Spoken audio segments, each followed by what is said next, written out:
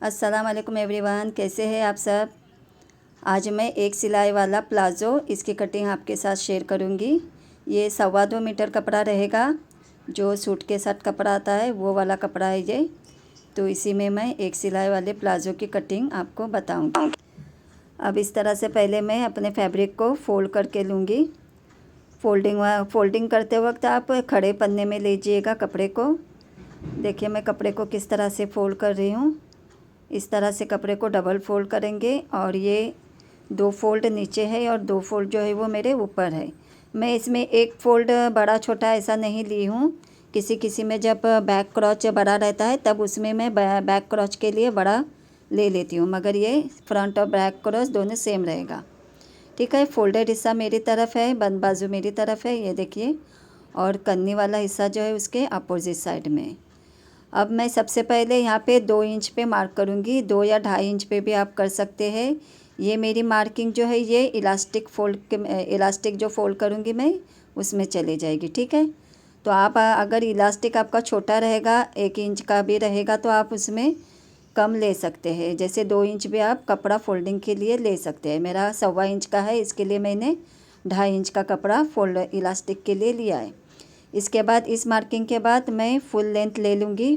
Full length मेरे palazzo की 38 है, तो मैंने 38 पे मार्क की हूँ। तो इसके लिए मैं 38 पे पहले इस तरह से लाइन खींचूँगी। ये देखिए, ये वाला प्लाज़ो जो है वो खिंचाव वगैरह जब हम प्लाज़ो पहनते हैं ना तो कोई कोई कहता है कि खींच रहा है, ऊपर की साइड में चढ़ रहा है प्लाज़ो। तो इस वीडियो में मैं आपको वो प्रॉब्लम सॉल्व कर दूँगी। ठीक है, अब ये बॉटम पे मैंने 1.5 इंच का फोल्डिंग का ली हूँ। आप 1.5 इंच ले सकते हो या 2 इंच भी ले सकते हो। मैंने यहाँ पे 1.5 इंच ली हूँ। 1.5 से 2 इंच भी आप ले सकते हैं। जितना आपको बॉटम फोल्ड करना है उतना आप बॉटम फोल्ड के लिए ले सकते हैं। ठीक है, इसके बाद मैं आपको बताऊंगी यहाँ पर ये जो है मेरी हिप्स है, 46 की मेरी हिप्स है। तो 46 के हिप्स के मेजर से मैं इसका आसन वगैरह निकालूंगी। हमेशा मैं आसन इसी तरह से निकालती हूँ, मगर ये बैक क्रॉच वाला है। बैक क्रॉच जो रहता है वो बड़ा नहीं है। मैं दोनों फ्रंट और बैक क्रॉच जो है आसन जिसे कहते हैं वो दोनों मैं सेम ले लूँगी। 46 का पहले मैं 1/4 लूँगी। ये 11.5 आ गया। 11.5 के बाद मैं 3 इंच इसमें लूजिंग डालूँगी और 1 से 1 इंच या तो फिर हाफ इंच हम इसमें मार्जिन का डालेंगे। फोल्ड होता है ना जिसमें सिलाई आ जाती है, इसके लिए सबसे पहले मैंने 11.5 ली हूँ 1/4 करके 46 का। 3 इंच मैंने इसमें लूजिंग दी हूँ। आप लूजिंग का अपने साइज़ के अकॉर्डिंग ले सकते हैं। अगर आपकी हिप कम रहेगी, 40 की वगैरह रहेंगी, तो आप लूजिंग के लिए 2 इंच 2.5 इंच इतना ले सकते हैं। यहाँ पर मैं आसन के लिए लूँगी 15 इंच। और ध्यान में रखिए मैंने 2.5 इंच इलास्टिक का छोड़ के फिर 15 इंच पे मार्किंग की हूँ, क्योंकि यहाँ पर मेरा 15 आया है ना, इसके लिए मैंने आसन भी 15 पे रखी हूँ। अगर आपको लूजिंग डालना रहेगा आसन में तो आप 16 पे भी मार्क कर सकते हैं। इससे ज़्यादा मार्क नहीं करना, क्योंकि 16 बोले तो 17 18 18.5 पे हो जाएगा ना पूरा, तो उतना हमें नहीं लेना है। ज़्यादा से ज़्यादा हम 17 पे ही आसन कटिंग कर सकते हैं इलास्टिक का पकड़ के। इसके बाद ये देखिए यहाँ पे मैं आपको मार्क करके बता रही हूँ, मेजरमेंट लेके बता रही हूँ। 17 आया है, यहाँ पर भी इसी तरह से मैं 17 पे मार्क करूँगी और सीधी लाइन खींच लूँगी। स्केल को हम इस तरह से रखेंगे और इस तरह से हम सीधी एक स्ट्रेट लाइन खींच लेंगे। ठीक है, इस तरह से आप प्लाज़ो की कटिंग करेंगे तो आपके प्लाज़ो में जो है खिंचाव बिल्कुल भी नहीं आएगा।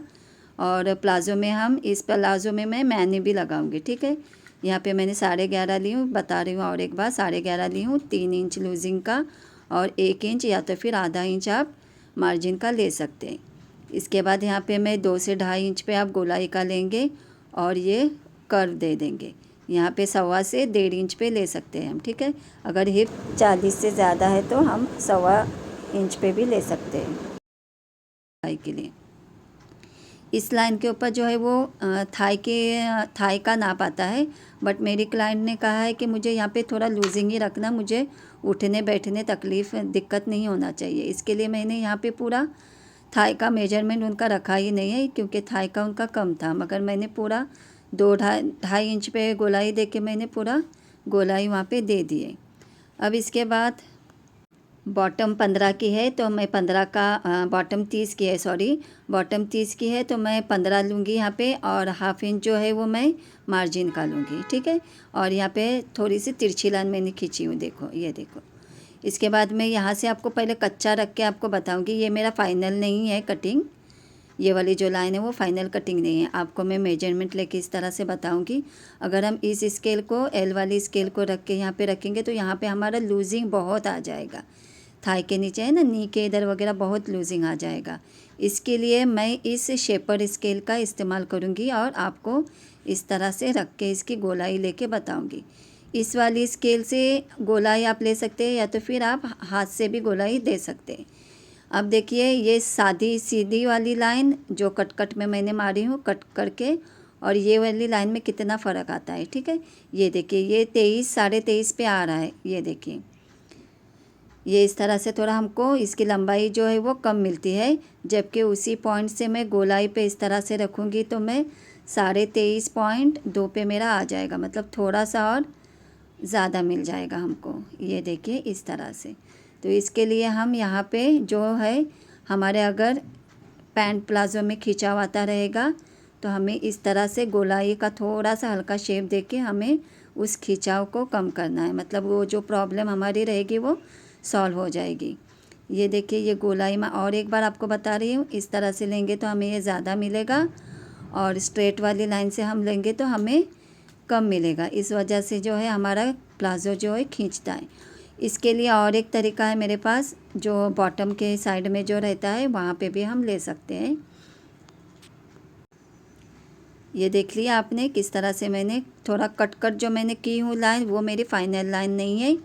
जो गोल वाली जो शेपर स्केल है ना गोल वाली, ये वाली इससे जो मैंने लाइन खींची हूँ ये मेरी मेन लाइन है। अगर हम इससे इस तरह से लाइन खींचेंगे तो वो एकदम बाहर की साइड में चला जाएगा, या तो फिर हम अंदर से ले सकते हैं या तो फिर इस तरह से बाहर से भी ले सकते हैं, ठीक है। इसका शेप देने के लिए आप हाथ से भी गोलाई थोड़ा सा दे सकते हैं। अब इसके बाद मैं और एक बता रही हूँ, ये देखिए और एक बार मैं कितना मेरा ज़्यादा आ रहा है गोलाई में वो बता रही हूँ आपको। ये देखिए, और जो हमने स्ट्रेट लाइन खींची है ना वहाँ से अगर मेजर टेप को हम पकड़ेंगे तो हमको इसका जो लेंथ है वो कम मिलेगा। ये लेंथ कम होने की वजह से ही हमारा जो प्लाज़ो है पैंट है वो खींचता है, ठीक है। इसको हम अलग से भी एक कर सकते हैं। यहाँ पे जो बॉटम है हमारा, वहाँ पे जो बॉटम की लाइन है वहाँ पे हाफ इंच नीचे लेके, और जो फोल्डिंग की कटिंग की लाइन है वहाँ पे भी हाफ इंच नीचे लेके हम इस तरह से लाइन खींचेंगे। ये देखिए एक और से देखिए यहाँ पे और आधा इंच नीचे लेके इस तरह से लाइन खींच के भी हम इसको फोल्ड करेंगे तो आधा इंच जो है हमको और एक्स्ट्रा मिल जाएगा। इसकी वजह से भी हमारा खींचने वाला प्लाज़ो है वो सिलने के बाद नहीं खींचेगा, ठीक है। ये अभी जो मेरा लाइन का जो नहीं लेनी है मुझे उस पर मैंने कट मार दिया है। मैं पहले जो मैंने मार्क की थी उसी मार्किंग पे मैं इस प्लाज़ो की कटिंग भी करूँगी और इसकी फ़िटिंग भी उसी नाप पे मैं करूँगी, ठीक है।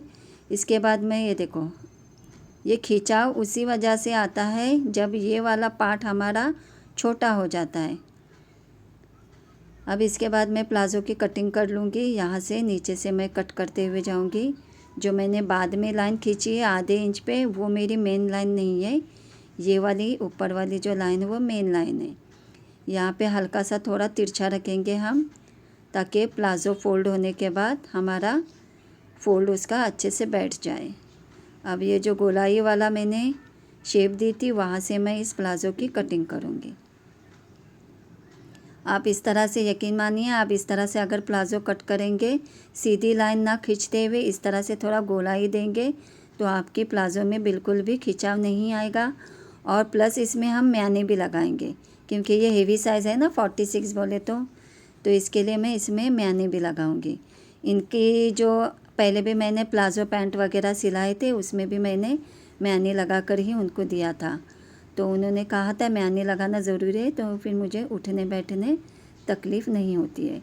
और इसके बाद मैं 46 48 के वगैरह जो प्लाज़ो बनाती हूँ ना उसमें मैं बैक का आसन जो है वो 2 से 2.5 इंच एक्स्ट्रा लेती हूँ, मगर इसमें मैंने एक्स्ट्रा नहीं लिया है।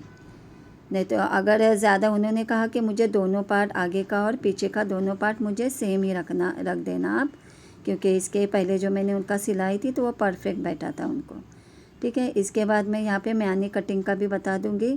3.5 यहाँ पे लेंगे, यहाँ से 7.5 से 8 पे आप मार्क करेंगे। जितना आपको म्यानी की लंबाई रखना है वो अपने साइज़ के अकॉर्डिंग आप रख सकते हैं।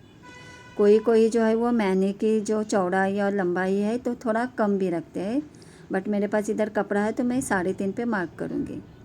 ठीक है, इस तरह से मैं कटिंग कर लूँगी म्यानी की भी, और पूरी इसकी जो स्टिचिंग है वो मैं आपको नहीं बताऊँगी, बस इसकी कटिंग ही आपको बताई हूँ। ठीक है,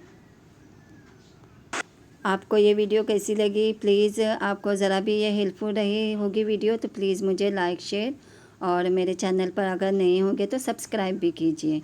अल्लाह हाफिज़, बाय बाय, टेक केयर।